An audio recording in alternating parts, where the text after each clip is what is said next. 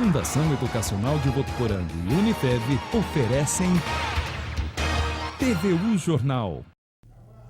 Os preços dos combustíveis podem voltar, pelo menos por enquanto, para o valor anterior. A Justiça considerou inconstitucional o aumento repentino do litro da gasolina, do etanol e do diesel. Vamos falar disso nesta edição e também mais 2 focos de incêndio são registrados em Votuporanga. E para ajudar, hoje a umidade relativa do ar estava bem baixa. Entramos em estado de atenção. Na Zona Sul, a Prefeitura faz trabalho paliativo para dar mais segurança para quem mora por lá e precisa conviver com o perigo do trem passando ao lado. E ainda vamos falar sobre os impactos do imposto na nossa vida. E também uma ótima notícia para quem tinha dinheiro na poupança na década de 80. É terça-feira, 25 de julho, faz 25 graus. Seja bem-vindo ao TVU Jornal.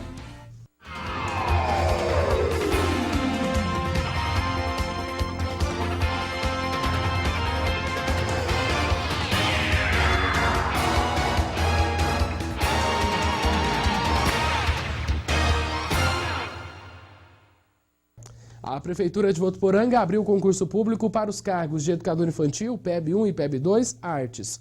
O edital completo está disponível no site da Prefeitura, que é o votuporanga.sp.gov.br.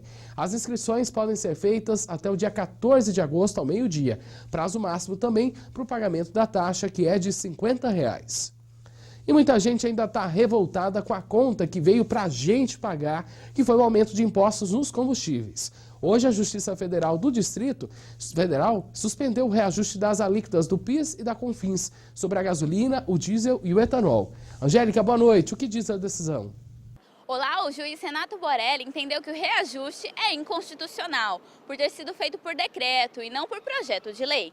Para ele, os contribuintes não podem ser surpreendidos por uma cobrança não instituída ou majorada por lei, sob pena de ser lesado dos seus direitos fundamentais. Na decisão publicada nesta terça-feira, motivada por uma ação popular, o juiz diz que, ainda que aprovado em lei, o aumento dos encargos só poderão valer daqui a 90 dias, e não de imediato, conforme determinado pelo governo federal. Angélica Lima, para o TVU Jornal. Até daqui a pouco, Angélica. A previsão do governo é arrecadar mais de 10,4 bilhões de reais com o aumento do PIS e da CONFINS sobre os combustíveis, de modo a conseguir cumprir a meta fiscal de déficit primário de 139 bilhões de reais só para este ano. A Advocacia Geral da União disse que vai recorrer da decisão assim que for notificada. E ainda falando da economia, a Associação Paulista de Supermercados divulgou hoje que a inflação nos supermercados é a menor desde dezembro de 2009. O índice de preços dos supermercados apresentou queda em junho, com variação de 0,89% negativos. No primeiro semestre, os preços registraram uma diminuição de 0,30%. Com isso, nesse período, a queda de maneira persistente e expressiva disponibilizou valores mais competitivos e ofertas aos consumidores.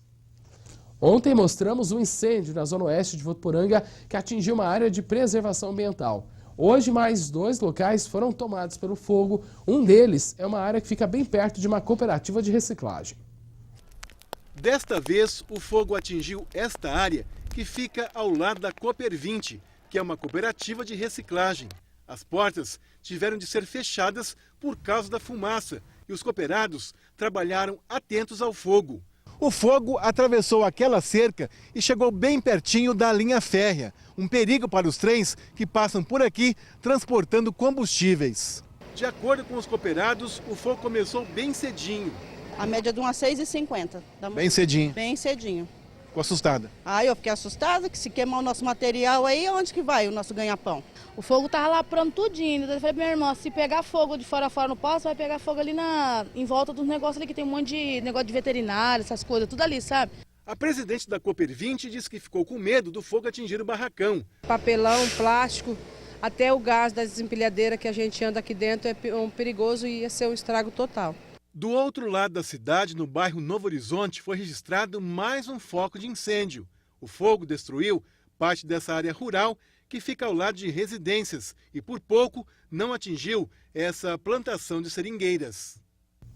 É realmente uma situação muito complicada. E nessa época, além dos incêndios, a gente fica assim, né, sentindo bem essa baixa umidade. O site do Centro Integrado de Informações Agrometeorológicas informou que por volta das 4 da tarde a umidade estava em 25%, por isso estava um pouco difícil de respirar. Isso quer dizer que a gente entrou em estado de atenção. E o pior é que amanhã o tempo deve continuar bem parecido com o de hoje. Boa noite, Naê. Isso mesmo, Ender, a massa de ar seco continua atuando sobre o estado de São Paulo, dificultando a formação de nebulosidade e mantendo o tempo estável, sem chuva. Aqui em Votuporanga não chove há 61 dias, o que tem piorado a qualidade do ar. A gente vai ter que esperar um pouco mais pela chuva, porque amanhã o tempo deve permanecer bem seco, com a umidade relativa do ar abaixo de 40%. A mínima prevista é de 17 e a máxima de 31 graus, com o dia ensolarado. Em Rio Preto, a quarta-feira também deve ser de sol com algumas nuvens e sem chance de chuva, com os termômetros entre 16 e 29 graus. Em São Paulo, a previsão é de sol com algumas nuvens durante o dia. À noite, o céu fica com muitas nuvens, mas não chove. A mínima deve ser de 10 e a máxima de 25 graus. A gente se vê amanhã. Tenham todos uma ótima noite. Até amanhã, Inaí. E como a gente está em estado de atenção por conta da umidade baixa do ar, o indicado é evitar exercícios físicos entre 11 da manhã e 3 da tarde, umidificar bem o ambiente através de vaporizadores, colocar toalhas molhadas, recipientes com águas e molhar os jardins. Pode ser até aquela bacia na sala mesmo, viu? Permanecer em locais protegidos do sol e consumir água à vontade. E no próximo bloco vamos falar da região sul aqui de Votuporanga. Enquanto a obra de transposição não começa, algumas ações estão sendo feitas lá no bairro Estação e ainda os detalhes da sessão da Câmara de ontem. A gente já volta.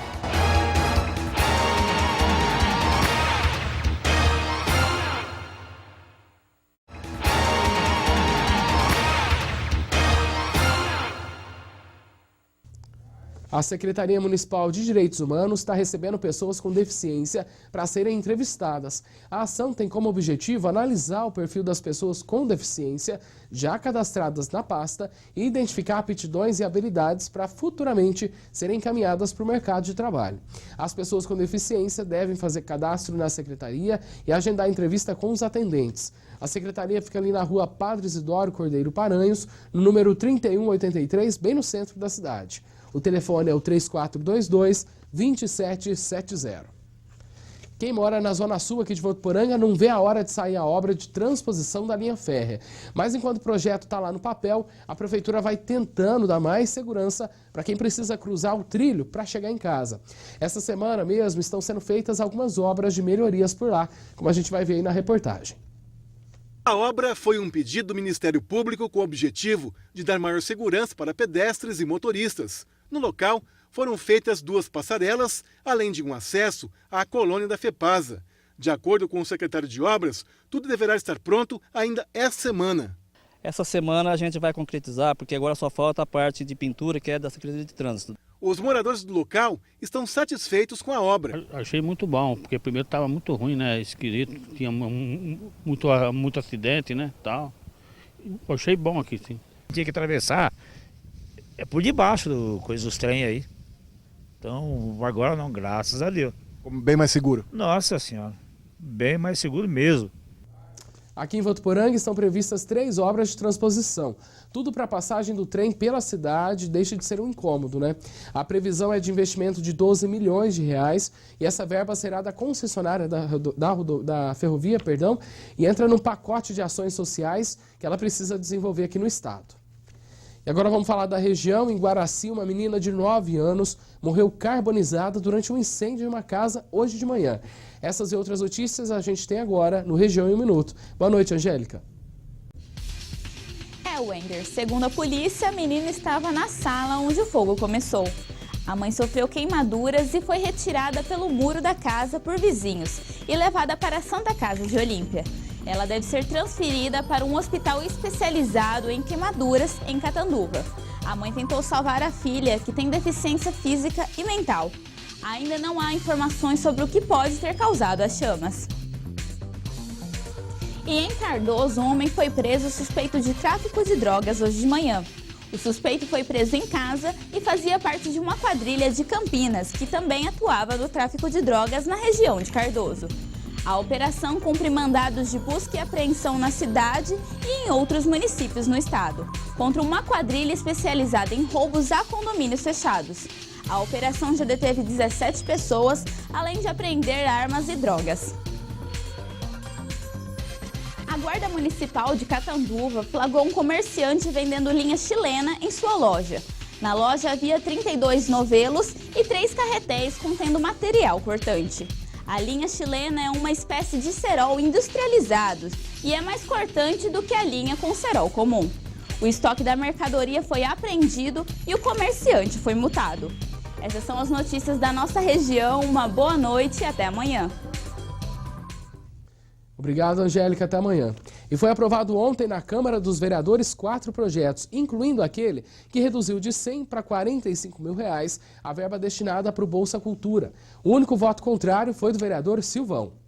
O primeiro parlamentar a usar a tribuna foi o Meidão, que criticou a atual situação de abandono do cemitério local e também fez críticas ao aumento dos preços dos combustíveis. O assunto foi abordado também por Marcelo Conhenca. Todos os nossos mantimentos vão subir através dessa linda e maravilhosa decisão do nosso presidente, que é do meu partido.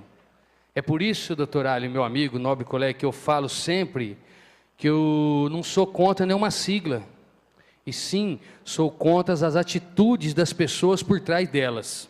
Isso sim.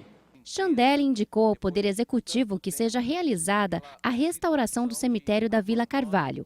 E eu espero que a secretaria, responsável possa tomar conta e colocar realmente uma pessoa responsável por aquele local e que faça a restauração daquelas lápides para que a gente tenha um pouco de respeito aos entes queridos, aqueles que já se foram.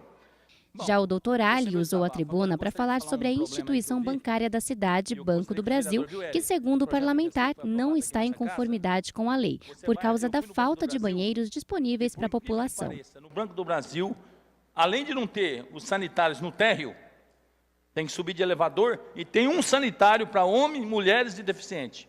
O vereador Silvão falou sobre os carros abandonados em vias públicas e disse ainda que recebeu várias reclamações. A sessão na íntegra você confere daqui a pouquinho, a partir das 7h30 da noite, aqui na TV Unifev. E aqui em Votuporanga, uma mulher de 21 anos foi presa em flagrante agora à tarde, depois que ela furtou um supermercado que fica no centro da cidade. A recepcionista vai responder pelo crime. Entre os produtos furtados, muito creme de avelã de uma marca muito conhecida. E a seguir vamos mostrar como os impostos têm deixado a vida do brasileiro ainda mais difícil. E também tem uma boa notícia para quem tinha dinheiro na poupança no fim da década de 80. TV O Jornal já volta.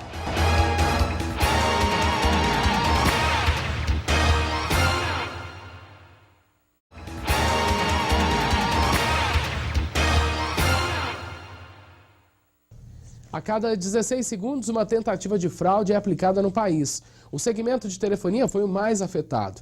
Nesse tipo de golpe, dados de consumidores são utilizados pelos criminosos para a abertura de contas de celulares ou até mesmo para comprar aparelhos. Os dados são do indicador Serasa Experian de tentativas de fraude e foram divulgados hoje. Quando a fraude na telefonia funciona, ela serve como uma porta de entrada para os fraudadores aplicarem golpes de maior valor em outros setores da economia.